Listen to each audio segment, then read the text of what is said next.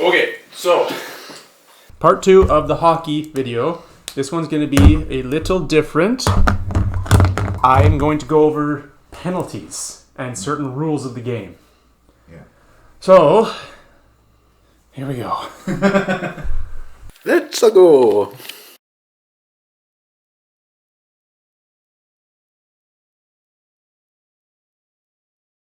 My cousin's actually a center, eh? Oh, yeah? Yeah. I had to look up his position, but... And he got a coast-to-coast goal years ago. Nice. Yeah. And it was like he had to go through the entire defensive team to get to the net. But he did it. It was really funny because he was like bragging about it to his coach. And he was like, yeah, the video's got like 1,000 views or like 10,000 views or whatever. And the coach was just like, yeah, tell your parents to stop watching it, bud. Fucking roasted. get fucking chirped by your own coach. Yeah, well, don't get a big head either.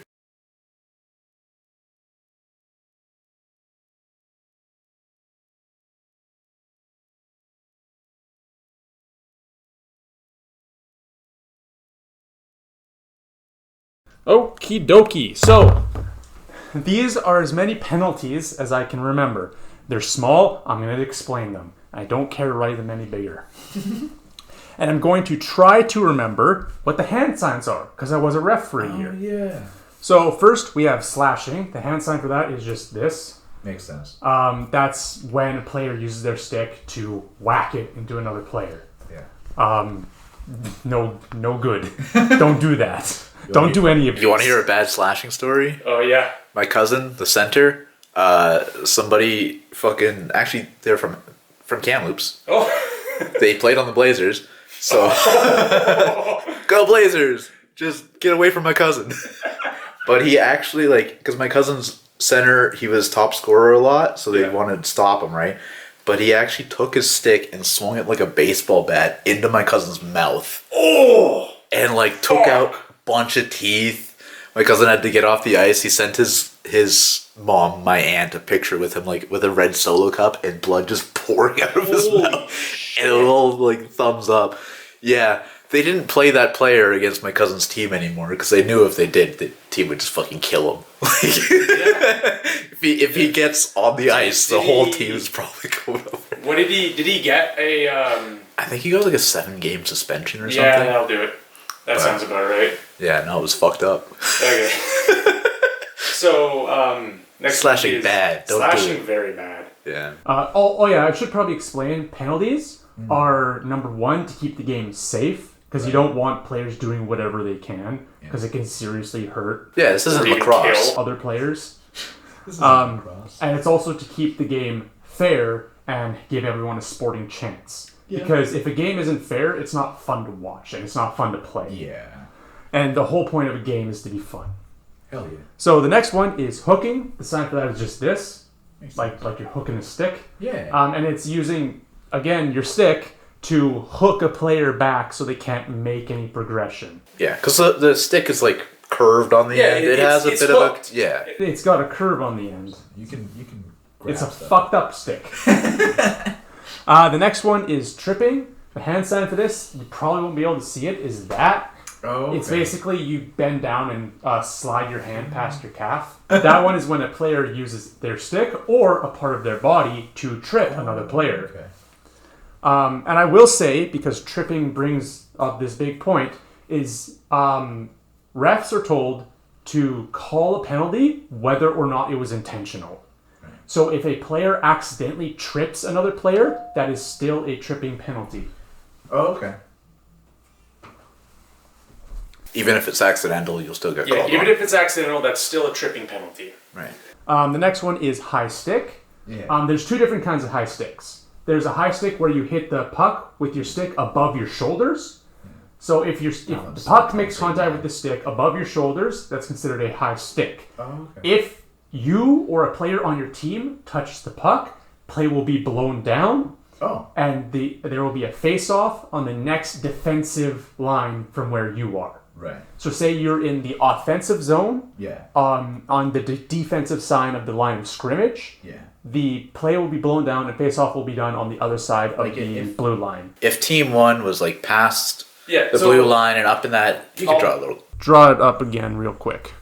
Dot, dot, circle, circle, dot, circle, dot, dot, dot, dot, circle, line, line. So like if you were up at the net. If you right there, you touch the puck after getting a high stick, face-off will be there. And you're this team. Yeah.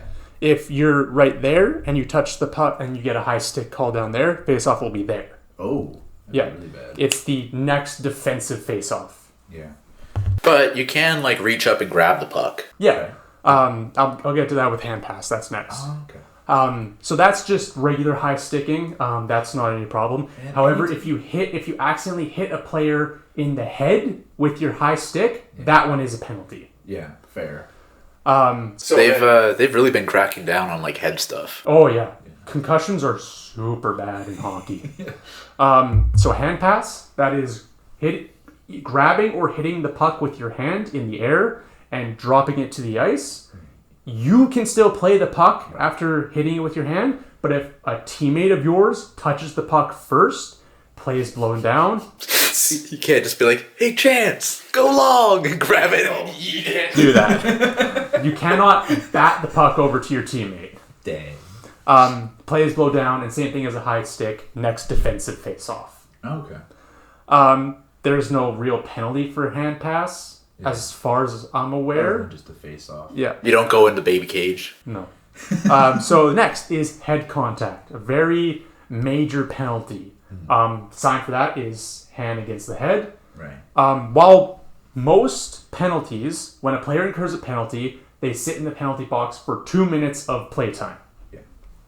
And for that 2 minutes, their team is down one person on the ice. Yeah. Head contact is the only penalty that does not have 2 minutes. Oh. Head contact by default has 4. 4. Okay. Yeah, so a penalty can be a 2 minute or a 4 minute penalty. It'll be a 2 minutes if it's a minor penalty, 4 minutes if it's a major penalty. Yeah. So like if you slew foot somebody, you'll get a tripping 4 minutes. Gotcha. But if it was like on accident or something, it'd probably be 2 minutes. Basically any accidental penalty is 2 minutes. Yeah. If you just do it, it's 2 minutes. But like doing it with the intent to harm is 4 minutes. Yeah. Head contact, automatic 4. Next one is boarding. The sign for that is this. Boarding and charging are two penalties that have never really been too sure on the rulings for. Yeah. I think what boarding is making body contact with another player 5 feet away from the boards and sending them into the boards. Oh, okay.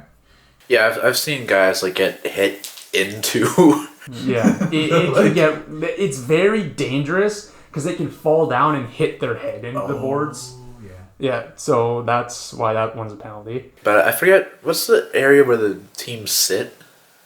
Like where the non-active players sit? They have the team boxes. That'll be on one side of the ice, over by the center. You'll see guys get like hit into the boxes. I don't know if they call it boarding a lot. But that's not boarding because they're already on the boards. They're just getting hit into the box. Right. Boarding is when they're away from the boards and they get hit into the boards. Yeah, gotcha. I think. And if somebody was away from the boards and they still got hit into the box, they're probably still called boarding. Like if they got hit. Probably. Hey, editing Chance here. I'd just like to mention that the rules for boarding is actually if a defenseless player is hit, causing them to go dangerously into the boards.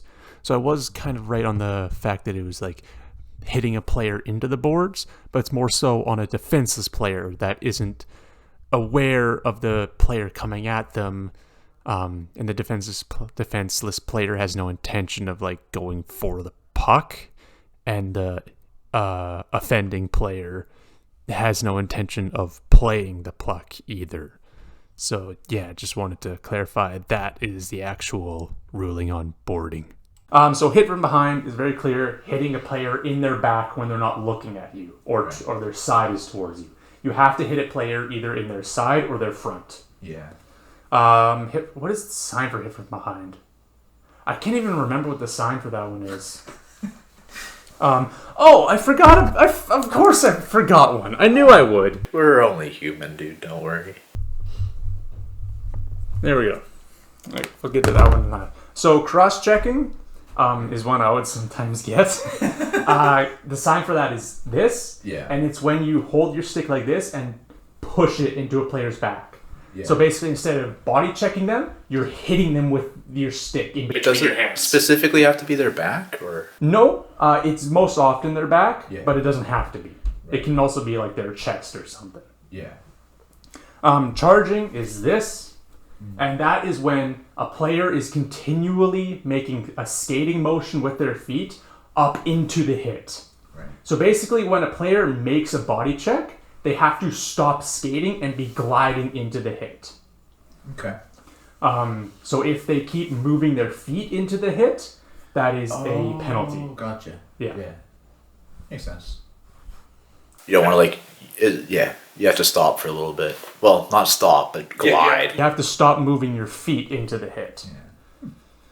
I wonder the reasoning behind some of these. Mostly injuries. Okay. Like- they found people charging cause more this injuries. kind of thing causes injuries, and if we make this rule, it'll reduce that. Makes sense. It obviously makes sense with slashing, hooking, tripping. Yeah. Cross-checking's a little weird to me. Because it's Cross-checking doesn't seem that bad to me. But I've never been cross-checked before either. It doesn't feel nice. It seems natural to take something and just push it against So here's somebody. the thing. It's you can put the stick on them and Yeah. then push into them, but you can't do that into them. Makes sense. I mean, it is wood. It would hurt. You don't make sticks out of wood anymore. They're all fiberglass now. Yeah. I only ever had wood sticks. Yo, school. All right, next one. That's an acronym. It's unsportsmanlike conduct. Oh, okay. If at any point a player acts in an unsportsmanlike way, they get a penalty. This is very much up to the referee what they consider unsportsmanlike. Yeah. When I was reffing, I never gave that penalty out because I was reffing kids, and it's very hard to give a kid unsportsmanlike conduct. I mean, there's always a I little did come crotch very goblins, but So basically, if a player is acting super aggressively to another player, or they're throwing out swear words and just very bad speech at a player or a referee, they can get unsportsmanlike. players will curse at refs and you go to the box. It's very much directed towards somebody who isn't a player. Oh, okay. Okay, so then roughing. Yeah. Here's the thing about hockey. You ever call your dog for roughing?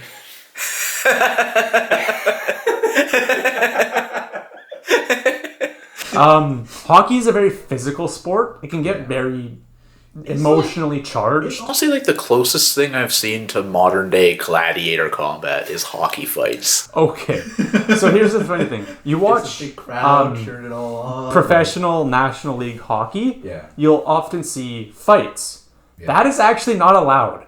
Yeah. It just happens. But obviously, refs aren't going to get in the way until one or both players falls to the ice because they don't want to get a straight punch. Yeah. So they just let it happen, let both players work out what they need to, and then they send them to the box. Yeah. So roughing is a step below fighting. Okay. It's you'll notice in fighting they remove their gloves and go bare fist, and then They usually skate towards each other a little bit, take their helmets off, Roughing is pull the jersey over. roughing it happens when it's not a direct fight and all equipment stays on basically. Maybe somebody just throws a punch. Yeah, if somebody throws a punch with their gloves still on, that's roughing.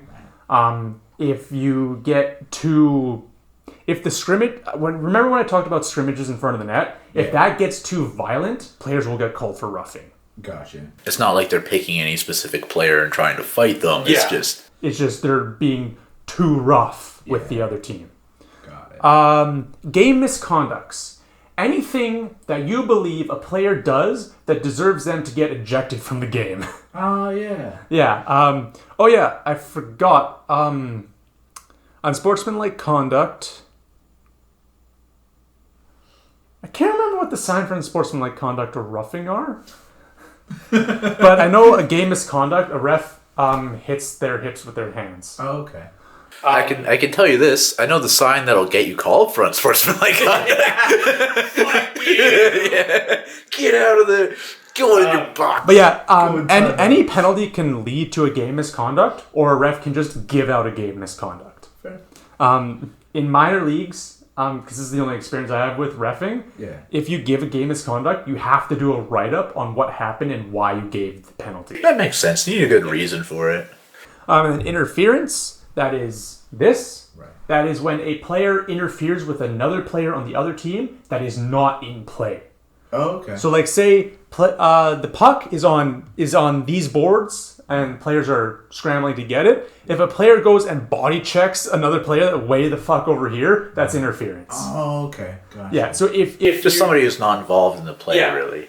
if you try to stop the movement or body check a player that is not involved in play, that's interference because you're interfering with that player for no fucking reason.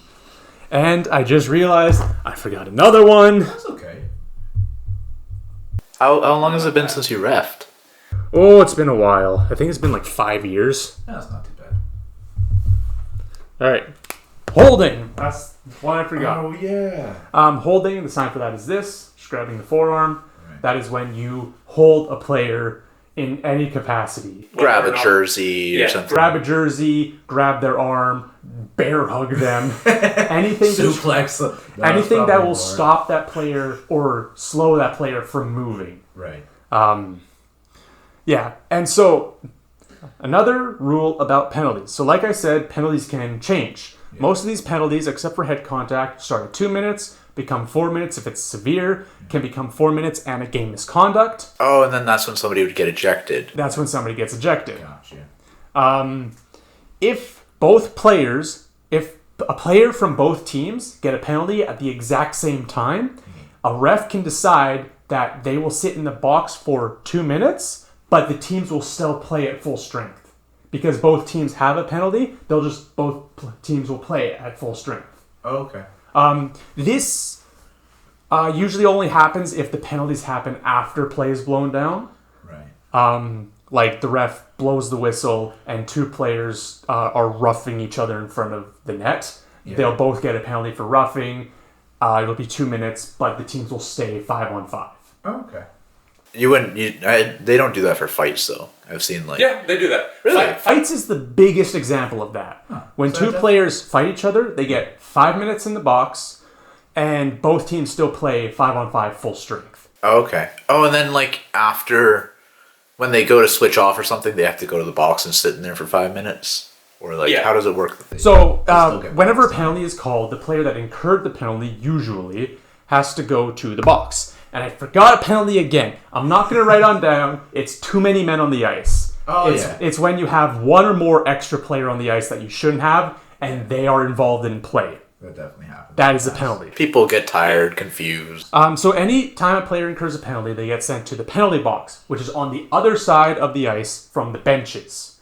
So the player benches is on this side. The teams are over there. Penalty boxes are on this side. Yeah. And the penalty boxes are on either side of the timekeeper.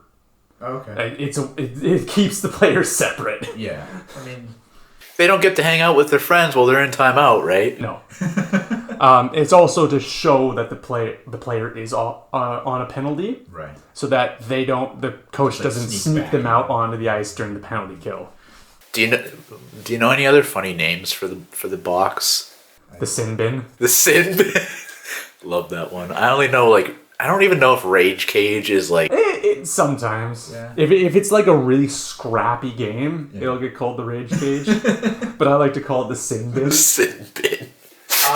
So here's the thing with time and penalty kills. Mm-hmm. So a player gets a penalty, it's 2 minutes while the clock is running. Right. So in minor league games, the clock is always running. When play is blown down, the clock still runs. Okay. Except for important games, like the final game of the year, the championship game. Yeah. That one will be stop time. Okay. And what stop time is the clock will run during play, but stop when the referee blows the play down. Right. When the referee blows their whistle and play is stopped, the clock also stops. And that means penalties will also stop. Oh, okay. In professional and semi-professional leagues, it's all stop time. It's never run time. Oh, really? Yeah. So The clock is always stopped when the referee blows their whistle. Okay. And the clock does not resume until the puck is dropped on a face-off. Right. So that's for most regular games you'd see would be stop time. And so when NHL games. When the 2 minutes is up and the penalty is over, the player can leave the box and rejoin play. Right. And their team is sent back to full strength. Okay. However, if it's one of the instances where both teams stay at full strength, they have to wait until the play is blown down and then they can return. Oh, okay. Yeah. So, because if they left, it would be too many men on the ice now. Because their team is still at full strength while they're sitting in the box. Right. So if they left the box, they have 6 men on the ice. So, 2 people get in a fight, right? The teams get to stay at full strength. They just put the fighters in the box and then they send out 2 new players? Or they do a full line change. Okay, gotcha. Yeah. After a penalty, you can do a full line change if you want. Okay. Yeah, for a second I thought you were saying the same players stay on the ice after the penalty's been called. But I'm pretty sure they can change their players. Yeah. I mean, that kind of makes sense. Yeah. Why keep the heated guys on the ice anyways? Okay, these guys just fought. Let's keep them on for another fucking 2 minutes. So, full strength is 5v5. Plus goalie. Plus goalie would make it 6v6, but you don't count the goalie because they never leave the crease. Yeah. You get a penalty, and it's 5-on-4. If your team gets another penalty while that first penalty is still going, it'll become 5-on-3. 5-on-3 is very scary and very often leads to goals. Yeah. I mean, 5v4, you get a lot more goals. 5v4 is if you have a good defensive team on the penalty kill, kill it. it can get actually pretty hard to score. I mean, they're all focused on defense. Right? Yeah. It won't go any lower than 3. Okay. 3 is the minimum amount of players you can have on the ice at a time. You could get 5 players put in the penalty box at the same time. You would still have 3 men on the ice. Goalie v goalie. Everybody else is in the sin bin. Let's go. Sudden death. No, I don't think there's overtime, but there's no sudden death mode in hockey. Really fun. It's really fun when both teams get separate penalties and it becomes 4-on-4. Yeah. Because the ice just opens up and there's so much more space to move around. Yeah. So that's honestly a lot more fun is playing 4-on-4. It's always super tense too, because there's 2 different timers going, and it's yeah. They're gonna get their player back. This could be 5v4 for a little bit, and then I'll be back to full strength, and there are, and I'm gonna talk a little bit about certain rules and rulings. There is a certain rule in hockey that no referee enforces. Not a single one. So you have the players' boxes lined up right there. Right. You got Team 1 and Team 2. Yeah. In the rule book, how it's supposed to be done when play is blown down and a line change happens. What's supposed to happen is play gets blown down, one team changes their guys, and then the ref puts up their arm. So plays blow down, Team 1 changes their guys. Yeah. Then ref puts up their arm, Team 1 can't change their guys. Now Team 2 changes their guys. Gotcha. And then when they're done, the ref puts his arm down, and the linesman is allowed to drop the puck. Right. No referee enforces that rule. I've Not a single one. Both teams change their guys at the same time. It's definitely gentlemanly to do it that way. Yeah, that's but also inefficient. Just that's changing all some weird fucking European British gentleman's rule that was implemented when the game was field hockey back in Europe and Russia. Yeah. But that is not the case for ice hockey. Because that would just slow the fucking game down, and nobody wants to do that. And you wouldn't sneak people into different lines or anything anyways. That'd already even be a problem. Well, you can change up your lines on the bench. Yeah, so what's the point in making it harder to actually change people out, right? So, most of this I've talked about line changes happening when play is dead. Yeah. You can, unlike soccer, you can change your players while play is still going. Yeah, Because I've seen that happen before. in games, play can end up, like, the puck can keep going and play doesn't stop for 10 minutes. You gotta be able to take your guys off the ice or they will be fucking bagged. So in the middle of play, guys can make line changes. Defenseman will go to the bench and a new defenseman will come on the ice. Yeah. I think I've also seen like the offensive three, like the center and the two wingers, like go up, and then the defenseman will swap out or something, Usually and then when, you'll swap the rest. Usually when play moves to the offensive zone, the defenseman will change. Yeah. And then when it comes back, the offenseman will change. Yeah. But the offenseman some of the offensemen will change when it's going towards the offensive zone if, like, they're not involved in moving the puck forward. If they're like behind, Yeah. if it's like halfway across the ice and one guy's back by his own net, But because, like, just put as a new player in. defenseman- They're close. As a defenseman, one of the most annoying things is forwards not back checking. It fucking pisses me off. What's back checking? Back checking is moving back to your defensive zone when play moves that way. Okay. Yeah. So forechecking is moving into the offensive zone with the play. Back checking is moving into the defensive zone with play. Oh, okay. Yeah. Some forward's just lazy and he wants Yeah, to hang some out. forwards are fucking. Lazy assholes and won't back check, and I hate them. I never want to pass them the puck. But the problem is the ones that do that are usually the best players. Yeah. On, like, minor Look at league the ego, teams. right? Yeah, they got big fucking egos. There was something else. Oh yeah. So during play line changes. Again, I'm gonna fucking call out. My favorite sports team, Tyler said that if you have at any point 6 men on the ice, that's an immediate penalty, too many men on the ice. Right. This is not true. Right. You can have 6 men on the ice if 2 of them are involved in a line change and they are not involved in play. Yeah. So, like, say a forward, a winger. A winger goes to make a line change or a change during play. If the puck is over anywhere else other than in the boards, Yeah. over by the benches, they can make that change no problem. Like, the guy can hop onto the ice while the winger is still on the ice, as long as he's moving towards the benches. And and the guy that hops on the ice probably can't like touch the puck until the other guy's out. Technically, Yeah. if the guy He that's can, like, get if the close to guy the that's play. making the change is nowhere near play, that guy can hop on the ice and go directly to the puck. The only time too many men will get called is if the puck is near the benches and there's confusion and somebody touches the puck while there's 6 men on the ice. Yeah. I've definitely seen some players like biting at the bit, chomping at the bit, like waiting for the guy to get in the box so they can get out. And that's probably because they weren't sure if like the play was too close or something, right? But yeah, so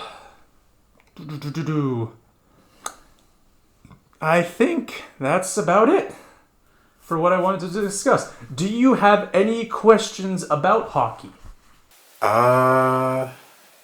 Got any cool hockey stories? We got like 4.5 minutes left. Yeah, sure.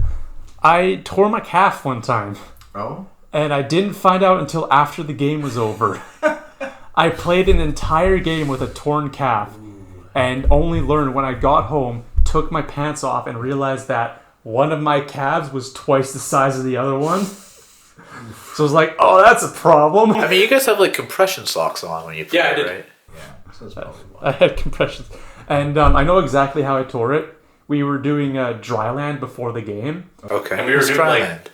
Dry land is just doing stuff off ice, just warming up. Oh, okay. Just moving around, getting your body ready. Gotcha. We were going up and down a hill, Yeah. and I probably went too hard up the hill, and I think I remember feeling a pop in my calf, but thinking it was nothing, and just going And on. then you playing played the game anyways? Oh my god. That's probably nothing. Yeah. I do have a Boys will be boys. I was out for a month and a half. Fuck, man. Yeah, I was on crutches. It was a really bad tear. You gotta take it easy doing stuff like that. I went and worked out one time, and then I went to the climbing gym after, Oh. and I was like, I'm gonna take it easy, right? And then I did not. I had a friend who was leaving town soon. And she's like, "Show me the project you're working on. Show me what you're like projecting." I was like, "Okay, I'll try it." And like, I'm pretty amateur. It was like getting into like pocket holds where it's like a little hole. It's just like you can maybe get 2 fingers in there, right?